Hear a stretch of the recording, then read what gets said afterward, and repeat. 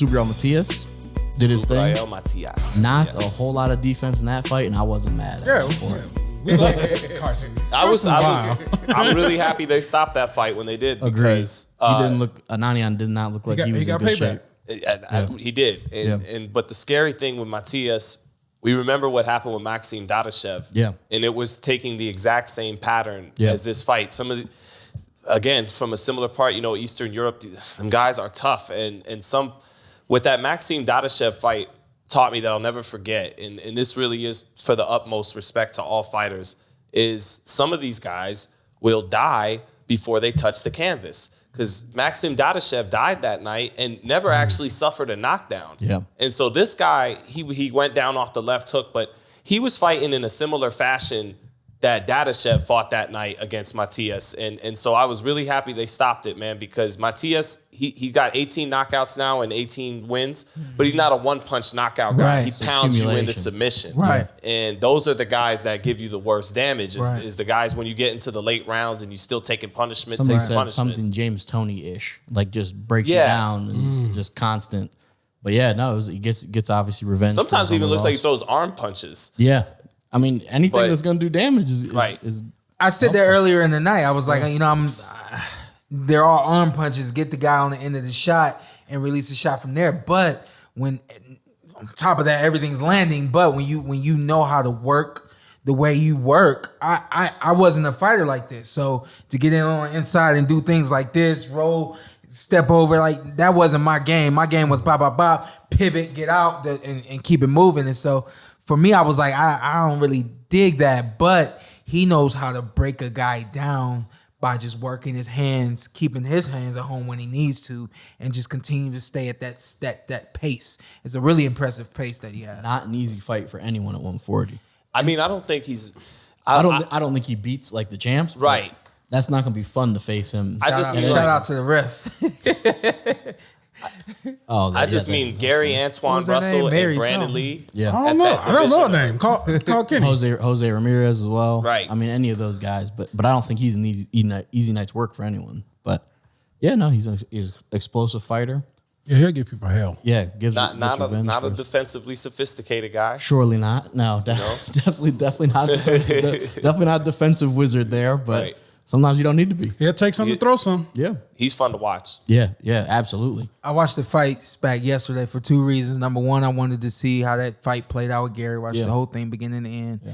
And then number two, I wanted to see who he was talking to after the fight. That's what I was just Did about anyone to figure it out? Yeah, you're our expert. Wait, say again. Wait. After the fight, Subriel Matias keeps he's gesturing and he did the cutthroat a few times, which I was surprised by. And there was somebody outside the ring that he was talking to, and we couldn't figure out who he was talking to. Hey, hold up. Like Carson, I was feel shook like by the you cutthroat. feel like the cutthroat has no place in boxing.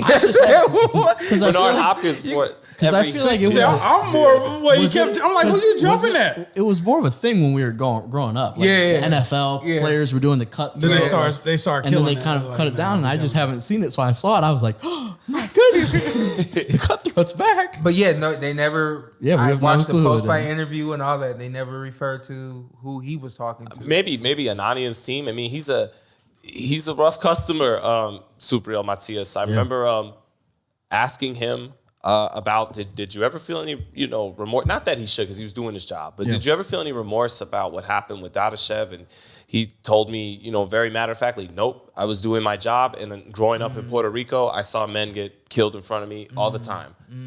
So he could get nasty, and so maybe he was. Irregardless of whatever Ananyan was saying, even if it wasn't personal, he made it personal. Like, I got that win back. That's right. It could have been He was heated after that. And he got a body on his record. Yeah, he was heated. He's explosive though. I still is it a Jaguar? Did we figure that out? Somebody said it looks like a block of cheese. By the way, yeah, that's what I was saying. Shawn said the Jaguar. Yeah, I think it was. He said it was a Jaguar. Was it me? I might have said it. But I was thinking cheetah.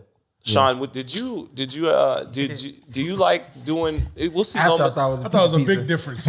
After you thought it was cheese, I thought that was a piece of pizza. Yeah. So, you guys talking about on the trunks? Yeah. Oh, pizza. It could pass for a cheese pizza too. Yeah.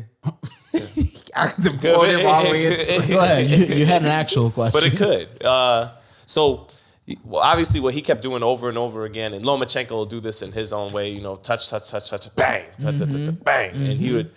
Did you like doing that a lot? And when you fought, and do you think that's a good technique? About yesterday. You talking about like changing speeds? Yeah, kind of throwing out a couple. Just to land. That was that was the most of changing speeds that I was really taught. Yeah, and not even I was a professional when I was shown that. And actually, Barry Hunter is the one that showed me that. I think we were in a camp out there in Colorado Springs. They put the pros with the amateurs during that 2012 Olympic quad. And that was the first time he had ever said, you know, hey, when you got a guy that's covering, if you touch, you're gonna get him to move a certain direction. You'll see the opening, and that's the way to take the opening. So a lot of times when you see that, it's not a guy just doing that to say I'm working my hands. A lot of times guys are taught to, if you touch here, the brain signals that my right side has been touched.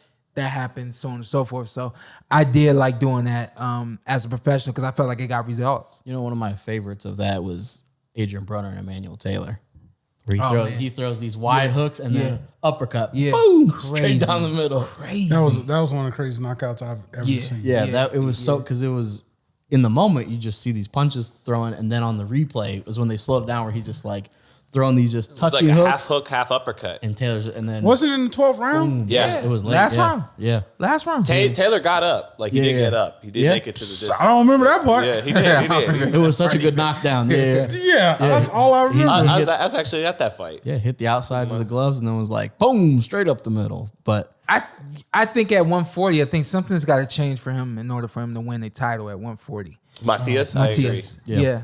I'm not exactly sure what that is. I think that styles make fights, and I think that this is the style he's been using to beat this guy. But I got to figure that he could do something different if the opportunity presented itself where he had to.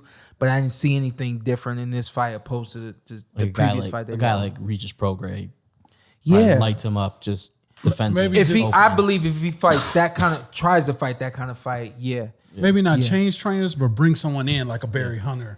Just somebody to tweak something a little bit. Just tweak something a little bit. Because you're not going to change. You're not going to change his DNA. You're not. He's all of a sudden not going to be a completely defensive fighter or completely change his style. But just tighten some stuff up defensively, I think, is what can get him going. But he's got a couple thoroughbreds who are on their way to the belts in Gary Antoine Russell and Brandon Lee. Absolutely. He's good, but he ain't messing with those two young guys. I thought he might be talking to not Brandon. Gary, he might be talking to Gary last night. Could have been. But I was like, nah, he's in the back room. He's got to be in the back room with his brother. Maybe he saw a chair that had Gary Antoine Russell written on it where he was going to sit. It was like, if you were there. Or maybe he's talking to Gary Kidd. Like, your daddy. Get your daddy. What's up? I'm Showtime Shawn Porter. I'm Ant. Follow me on IG, Ant with 2 T's. Let's do it. Let's do it again. Just introduce yourself. Okay. And then you tell them what to do. I'm Showtime Shawn Porter. I'm Anthony Brenagh. Carson A. Merk. Like, subscribe, comment. This is the Porter Way.